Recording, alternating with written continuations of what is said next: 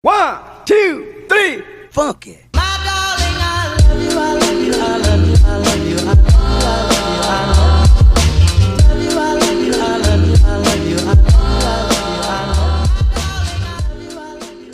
Halo, Assalamualaikum warahmatullahi wabarakatuh. Perkenalkan, nama saya Jihani Sida Zahra. Saya mahasiswa Farmasi Universitas Haloleo Angkatan 2020 dari kelas B dengan NIM O1A1-289. Pada video kali ini, saya akan membahas materi seputar metabolisme karbohidrat dan metabolisme lipid, guna untuk menuntaskan tugas ujian tengah semester saya dalam mata kuliah biokimia farmasi. Untuk itu, langsung saja kita masuk ke pembahasan yang pertama. Untuk pembahasan yang pertama, kita perlu mengetahui apa itu definisi dari metabolisme. Nah, metabolisme ini adalah reaksi-reaksi kimia yang terjadi di dalam sel. Reaksi kimia ini nantinya akan mengubah suatu zat menjadi zat lain. Proses metabolisme sendiri terdiri atas dua, yaitu proses anabolisme dan katabolisme. Lalu, apa yang dimaksud dengan proses anabolisme dan katabolisme? Untuk anabolisme, ini adalah proses penyusunan energi kimia dari senyawa-senyawa organik, sedangkan untuk katabolisme, dia adalah proses penguraian atau pembebasan energi dari senyawa-senyawa organik melalui proses respirasi. Untuk pembahasan yang kedua, yaitu proses-proses metabolisme karbohidrat. Proses metabolisme karbohidrat sendiri terdiri atas yang pertama, yaitu glikolisis. Glikolisis adalah rangkaian reaksi yang mengubah glukosa menjadi dua molekul pirufosfat. Untuk yang kedua, yaitu glikogenesis. Glikogenesis adalah proses pembentukan glikogen dari glukosa. Kemudian yang ketiga, yaitu glikogenolisis. Nah, ini adalah proses pemecahan molekul glikogen menjadi glukosa. Yang terakhir, ada yang namanya gluconeogenesis. Dia ini adalah proses sintesis atau pembentukan glukosa dari sumber yang bukan karbohidrat. Untuk proses siklus glikolisis sendiri terbagi atas dua, yaitu glikolisis aerob dan glikolisis anaerob. Di mana glikolisis aerob ini adalah glikolisis yang melakukan aktivitasnya dengan memerlukan energi dan terjadi di sitosol. Untuk pembahasan lebih lanjut bisa kita lihat pada gambar. Baik, bisa dilihat pada gambar. Di sini itu glukosa diubah menjadi glukosa 6-fosfat disertai dengan pemecahan ATP menjadi ADP. ATP harus dipecah menjadi ADP karena dibutuhkan sumber energi. Selanjutnya, glukosa 6-fosfat tadi akan diubah menjadi fruktosa 6-fosfat. Lalu fruktosa 6-fosfat akan diubah lagi menjadi fruktosa 1,6 bifosfat disertai dengan pemecahan ATP menjadi ADP lagi. Kemudian, fruktosa 1,6 fosfat ini akan dipecah menjadi satu molekul gliseraldehid 3-fosfat atau PGAL dan satu molekul dihidroksiaseton fosfat atau DHAP, di mana DHAP ini nanti akan diubah menjadi senyawa PGAL sehingga terbentuk dua molekul senyawa PGAL.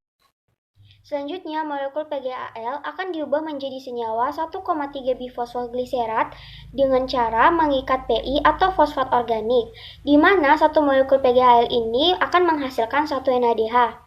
Kemudian, 1,3 bifosfoglycerat akan diubah menjadi 3 fosfoglycerat. Pada reaksi ini akan juga dihasilkan ATP sebagai sumber energi. Kemudian, 3 fosfoglycerat nanti akan diubah menjadi 2 fosfoglycerat.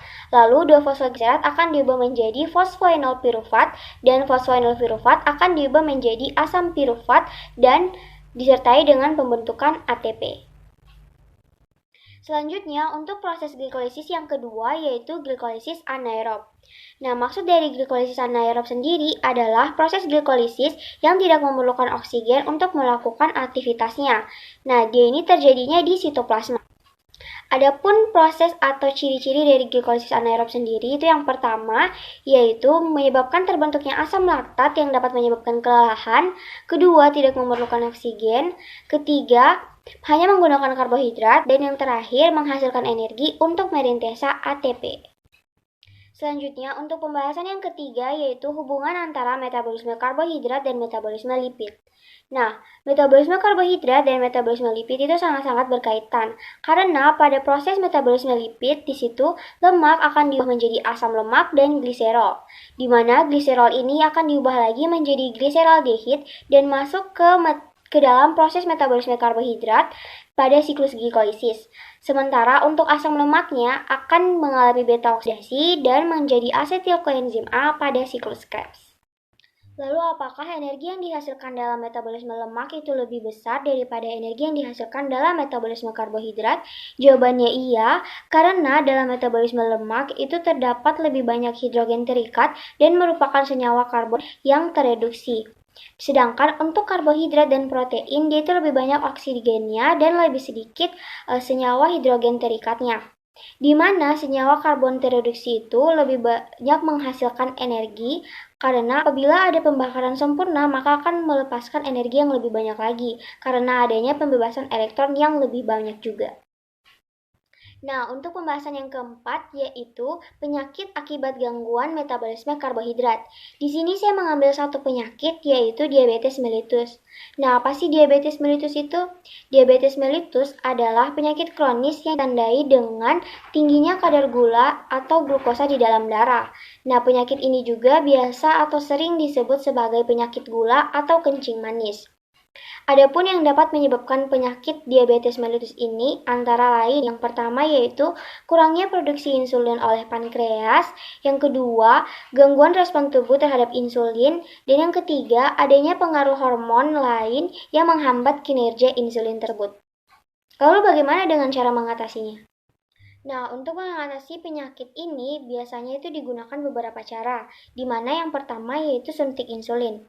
Nah, diabetes mellitus sendiri itu ada beberapa tipe. Jika kita mengalami tipe pertama, maka sistem kekebalan tubuh kita akan menyerang sel yang memproduksi insulin, sehingga produksi insulin dalam tubuh kita itu berkurang. Maka dari itu, biasanya dokter itu meresepkan untuk suntik insulin.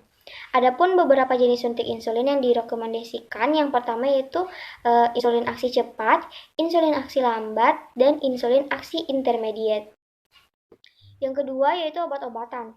Adapun beberapa jenis obat yang sering direkomendasikan oleh dokter itu antara lain yang pertama yaitu metformin, kedua ada pioglitazone, yang ketiga ada obat golongan sulfonylurea, kemudian ada agonis, repaglinid, acarbos, kemudian sitagliptin, dan nateglinid. Untuk cara yang ketiga, yaitu dengan menjalani pola hidup sehat. Nah, jika kita mengalami diabetes tipe 2, maka dokter itu biasanya merekomendasikan kita untuk mengubah pola hidup kita.